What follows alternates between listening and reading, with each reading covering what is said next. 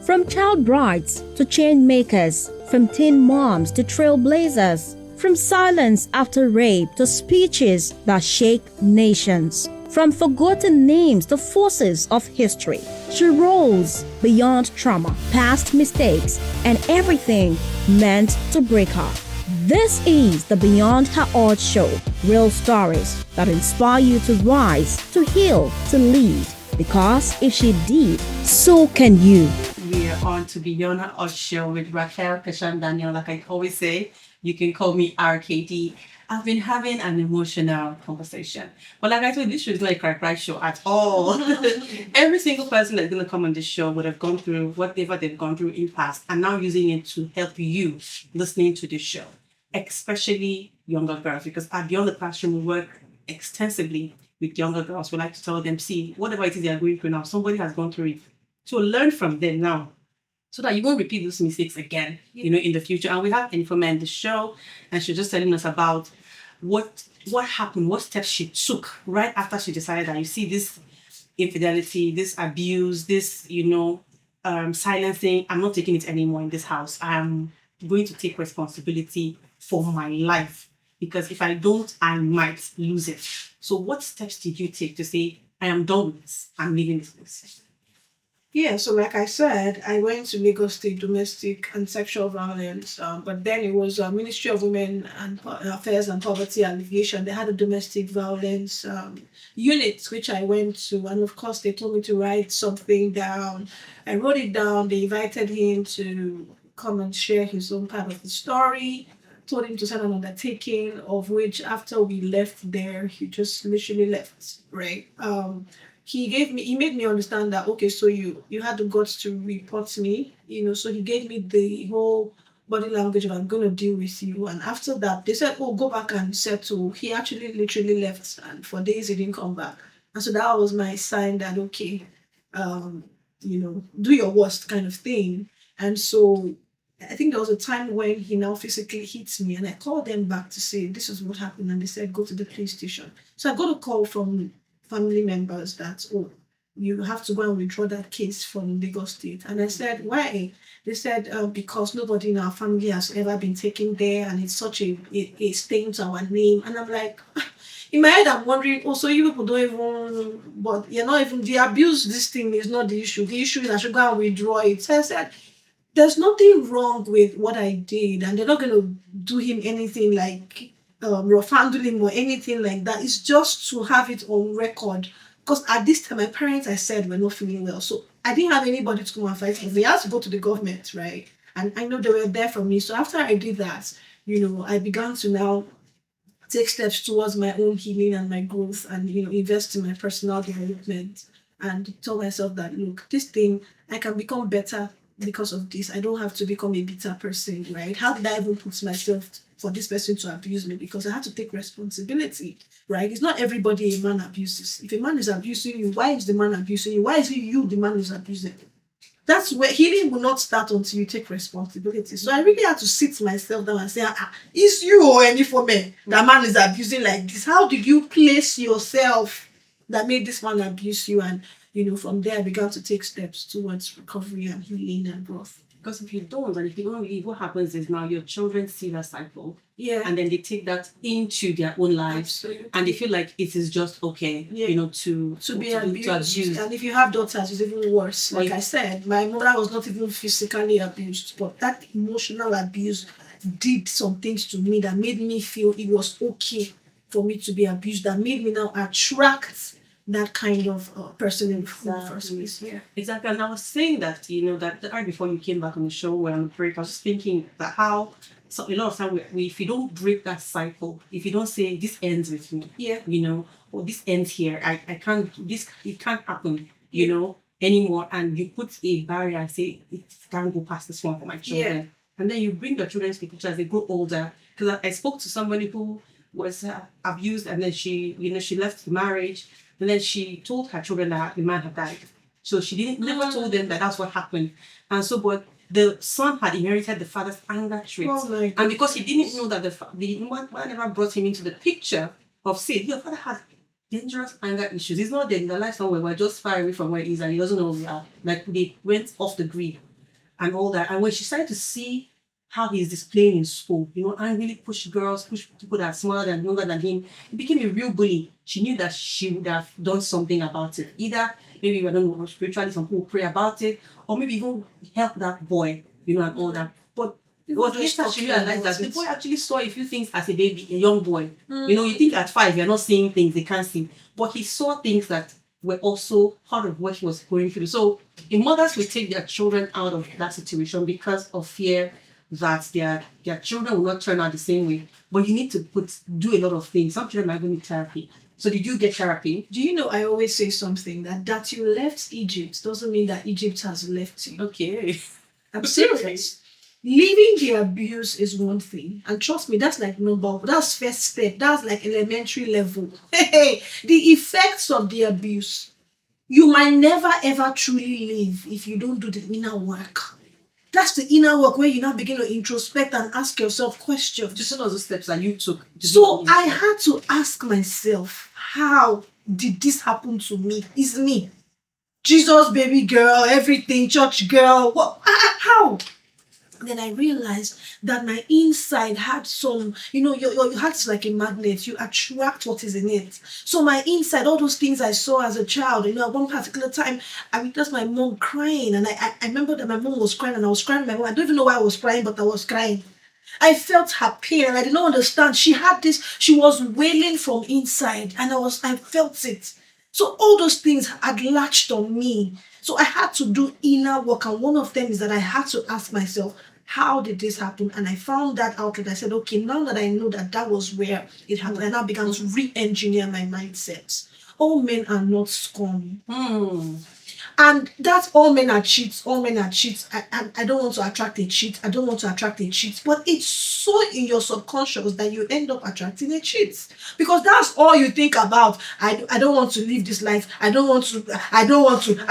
And your brain now goes and says, okay, let's help you achieve that same thing. Because brain doesn't understand negative or positive. It's intensity that brain understands. That intensity that you are using to think about that thing is already driving energy towards your direction.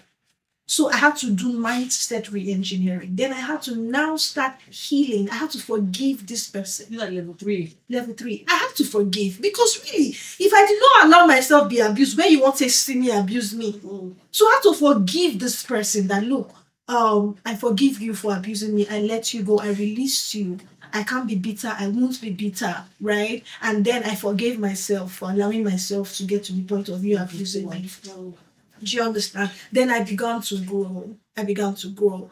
Who was I before the abuse, and how can I become the person that God has called me to be, right? The person that I was before I even knew myself. What was the purpose of my life? So I now advanced towards finding purpose, right? That's when I now began to take the lessons I learned from this thing. All the lessons I learned, the things I ignored, the warning signs, everything, I turned it into a book. And I began to speak about it. That's how I moved from pain to purpose. And I wrote my first book, Dear Single. So from there, it's just really been growth. Growth happens on the inside before it's seen on the outside. And that stage is 5 steps. Like you missed the show. If you missed the 5 steps, I'll try to recount. I think first you said she had to do an inner work to find out where did it come from. Yeah. Is there baggage somewhere in my childhood? She found it and she dealt with the trauma first and foremost. And the second thing she did was to ask herself, how did I get here? Yeah. How can I, get myself out of here? And the third thing was to forgive the abuser. The fourth thing was now to forgive herself. And then the fifth one she did was now to start working towards purpose. You find that purpose and you start working towards it. So if you miss those 5 steps, I just told you, these are the 5 steps that Informet took to get herself from where she was to where she is now and even going forward. She just mentioned her first book. You can see she has a book and you have to get it. 4 actually. Oh, now she said it's 4 books that she has. And I made a post on social media and I said, from being abused, being silenced. And someone asked a question on the post, and that's what I'm starting from. That she was silenced. How was she silenced? Who silenced her? We would like to know. And why did the person silence you? Or how? Or what got you to that place where you're in silence? So I think we'll start from there. Okay, I actually like that we're starting from there. First of all, it was life that silenced me. Life can silence you with situations where Growing up, I used to hear you talk too much, shut up, are you the only one, keep quiet. I was this talkative, assertive, outspoken, confident, and bold child. So all my inferiority complex issues started when people kept silencing me and telling me to keep quiet. I heard it so much that I became a mute. I became a quiet person. And so you would think that after that time, when I found my voice, that was it. Until I now began to go through abuse. So it was now the abuser that now silenced me again. And this time it was bad because I lost my sense of self worth. I lost my self esteem. I felt like I wasn't good enough. I felt like nobody was going to listen to anything I had to say because he kept telling me, "Shut up, you're saying rubbish." So imagine hearing that again and again. Keep quiet. You talk too much. Right. And a lot of women are in that situation where what is silencing them is not even life, it is their spouses. Because when you marry a spouse, your spouse should affirm you. Your spouse should make you better.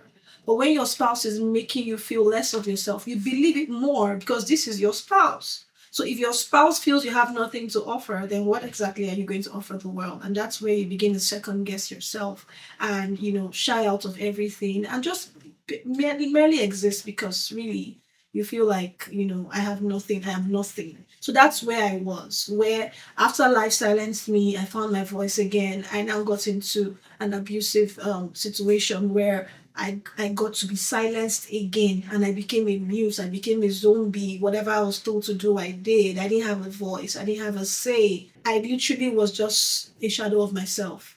That's what I mean by I was silent. Well, thank you so much for answering that question. I hope the person who asked that question on Instagram has gotten a response because I have got clarity around that. Yeah. And so would you say that parents, can do better? That, in finding out what their children giftings are early. So if your child is, for lack of a better word, talkative, right? And you can just say, instead of saying you're talkative, you can say, oh, you're an assertive child, you're very outspoken, you will do good as a public speaker. Yeah. I say that because on the first episode on the intro of the show, which is the first week, I talked about how people used to say to me, oh, this call me lawyer when I was growing up. Because they say I was talking too much. And they say, oh, just go and read law. Let's hear word, and all that. And then looking back now, even though I didn't end up being a lawyer, because at some point I almost, became that because of people's voices. Would you say that parents can do better and that your parents would have done better if they affirmed you? Funny enough, it wasn't even my parents. My mom, oh, shout out to my mom. My mom was, I don't even know whether to call her affirmation expert, but she was the one that was always like telling me that yes, you're beautiful, you got this. She never told me I talk too much. It was people around. Sometimes it's relatives, sometimes it's my teachers, right? The educational system where you're supposed to be encouraged to speak. They're the ones that will be telling you keep quiet. And then so I used to like to ask questions a lot. Like any small thing, my hand is raised. And then after a while, my teachers made me feel like, is it only you? Like keep quiet, shut up. So I heard it so much. It wasn't from my parents. My parents didn't do that. It was even people around that we had around. So sometimes it's visitors, sometimes it's family members, and sometimes maybe the parents don't want to talk to them and tell them stop telling my child to. Which is why now if you try nonsense near my child, I will eat off your ear because I know what it does. So I would stand up, I wouldn't say maybe they stood up and, rebuked those people, which that would have helped me. Yeah. So now I make sure that I don't allow anyone do it to my child. Yeah. Because it does a lot. It creates a lot of trauma for the child. Yeah, thank you for calling out the education system because we spoke on the show and I first spoke on the show by saying that, even for girls, a lot of people will tell them, no, you can't raise your hand and speak, or you can't be the class prefect in class, or the boys have to be class prefect, you be the assistant. You hear all those things that, and the girls, and people spend a lot of time in school. We all spend a lot of time in school more than we spend at home.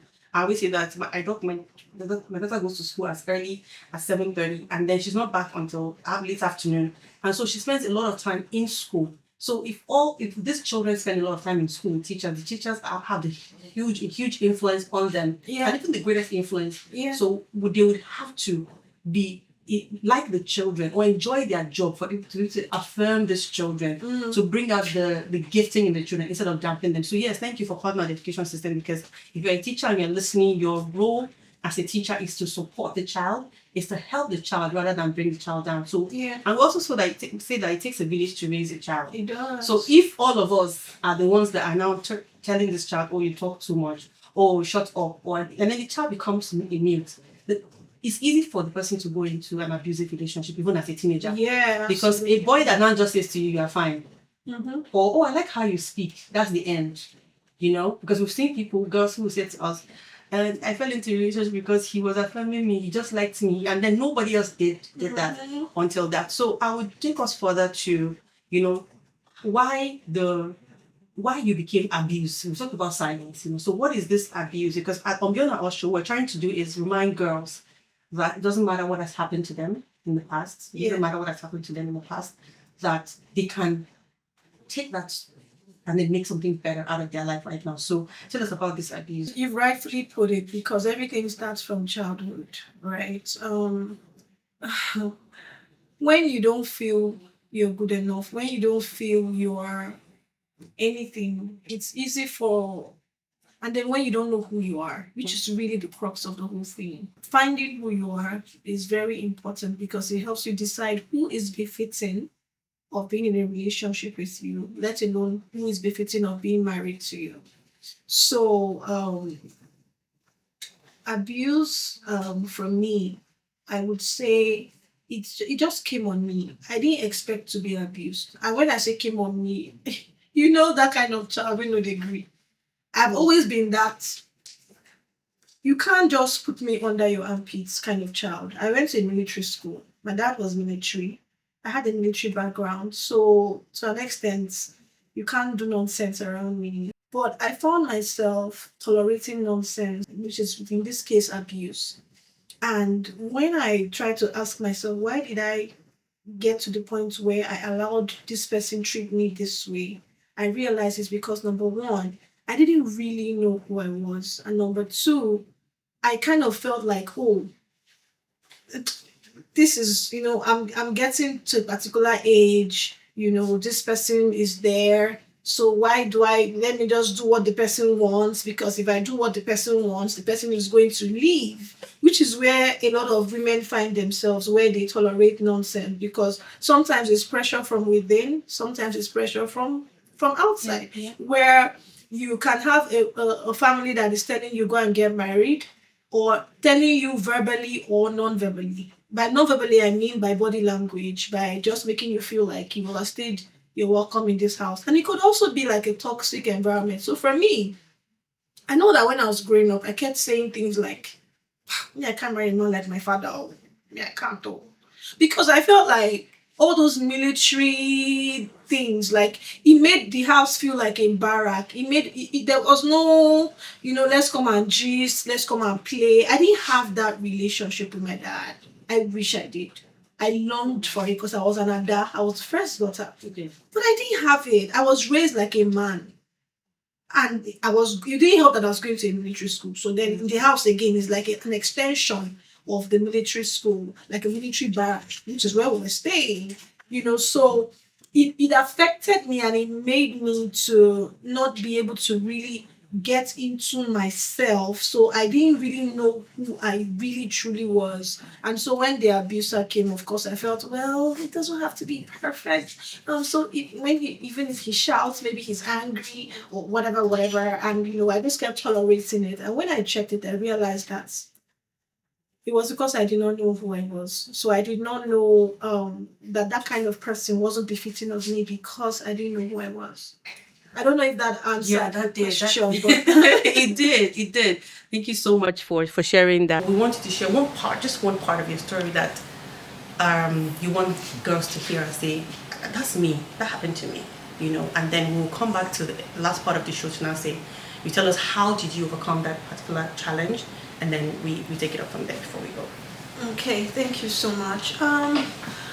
So I feel like a lot of women are listening to this, and I really want them to know that life can knock you down, but you can get back up. Yeah. And for me, I know that going through domestic violence was really the main thing that broke me. It broke me.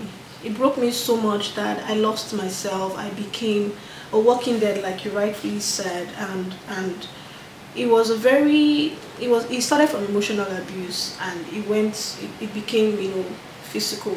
At the time, I remember that I was just really crying and asking myself, how did I get here? How? You've always been that assertive, no nonsense person. So how did you allow yourself get to this point? And that's when I realized that there was actually an outlet from childhood, which is why I tell people that childhood trauma is something that is very real. And it's not even about the fact that someone was beaten. My mom was never beaten like bo bo bo ba ba. No. But she didn't have a voice. So I grew up seeing her not have a voice. Yeah, exactly. Yeah. So as a child, I witnessed my mom being a mute, having an opinion but not having the guts to say it. Like just literally going with the flow and just basically just anything goes, anything this person says is, and which is not even like, I don't want to say it's a bad thing, bad to submit. I don't want to make people now feel like, oh, do you mean that she was submitting? No, I mean like you are living in fear, you are afraid, you don't know what you will do that will cause wahala or will not cause wahala. So I grew up witnessing that, and I remember I kept saying, God forbid, oh, God forbid. Oh. But my sister, even with the God forbid and everything, I still got married to a person that was not, I will even say if it was what I witnessed, it should have been great. This one was worse. This one was worse because the things I went through, when I think about it sometimes, I'm just like, and just to talk a bit about things that I went through, right? I will tell you that at some point, I went to the office and I came back and I met my luggage outside. I'm telling you. And what's even caused the problem, I had done everything in the house and it was just remaining to feed the kid, and I said, please, can I just rush to the office because I'm a manager in the facility, and if I'm not there, it's a problem. Can you just help me feed them? And he was like, if you leave this house, there'll be consequences. I thought it was a joke, so I was like, I beg you, good job, you safe. Now you can play with your own person. My sister, I came back and I met my entire luggage outside. I remember being in shock, like, is this how this thing is? And that's just one of it. Oh my goodness, there were times when I had to condone the highest the highest heights of infidelity. And I felt like condoning it was going to be like a virtuous woman now. So when you're condoning things like that, you can just keep praying. So I'll do midnight prayer, I'll burn candles, I'll be calling the names of all these people, I'll be shouting, I'll carry boxers, I'll be praying.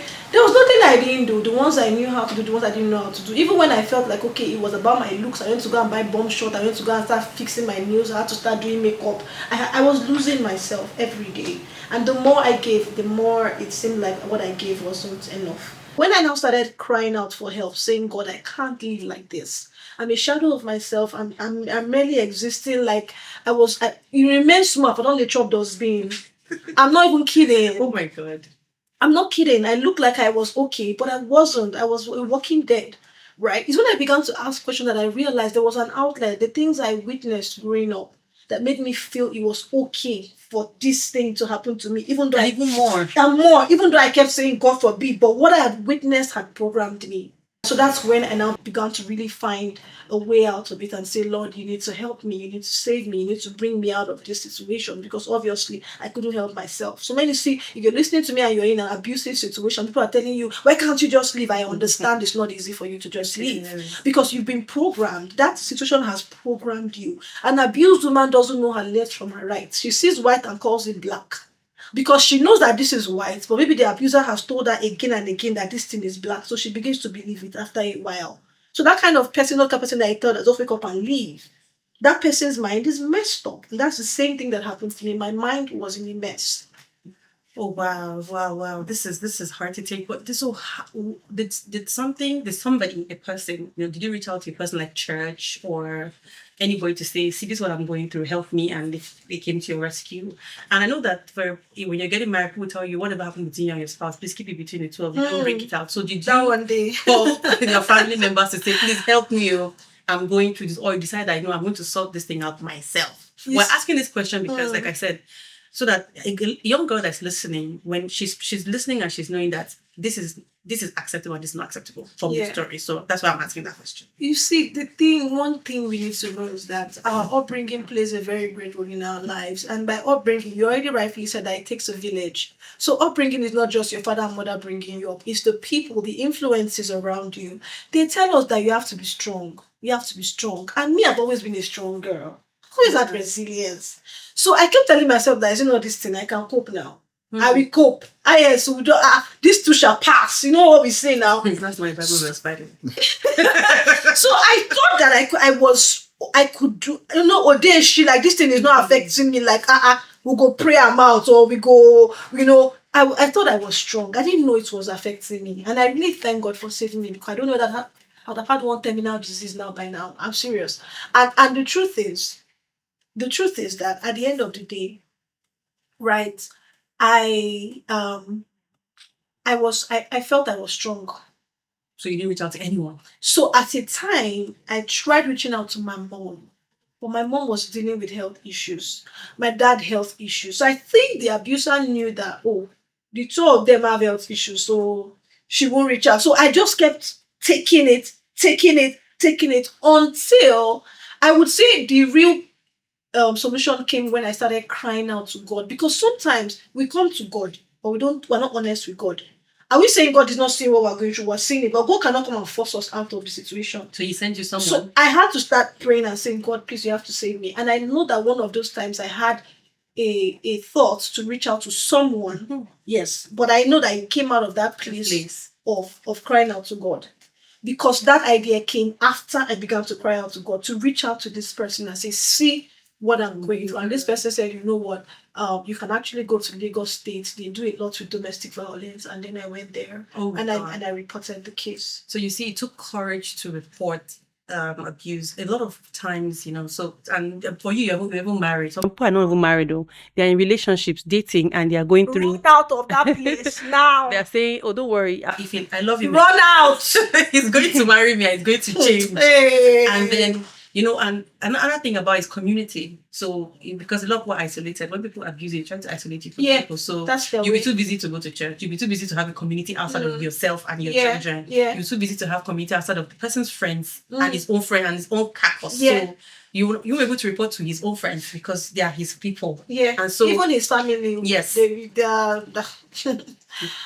They would side him, and right? Course, sometimes people make you feel like you're deluded. You're not deluded. You're being abused, and you have every right to say no to abuse. My people, you've heard it. You're like we said, Fiona Osho is really trying to ensure that we hear these stories, you know, firsthand, and find out how can we apply these lessons to our lives. We're going to go straight to the last part of the show. So now, if there's a young girl who is listening to us, you know, and we say that's our Go Beyond segment right now. But how would you tell her to go beyond, you know, now and later? So now where she is, she's saying, oh, my family, my father is an abuser, my mom is in an abusive marriage. There's something I can do for my mom because I can't get her out. Maybe I can call a non-profit or something and all that. But is there anything a young girl can do to help her mom? Or any advice you have about going beyond for a young person, because actually it's tailored to them, of course, that wants to say, listen to this is my voice, what I went through. You've told us, but this is how you can do it. So it's not good time. First of all, you didn't just land in that family. As much as you don't understand what is going on in that family, you didn't just land there, and you have a purpose. God has a purpose for you. The first thing you need to go is to go to God and ask God, what is your purpose for me, and what is the escape out of this? The Bible says that there is no temptation that is common to man, but God is able to make a way of escape.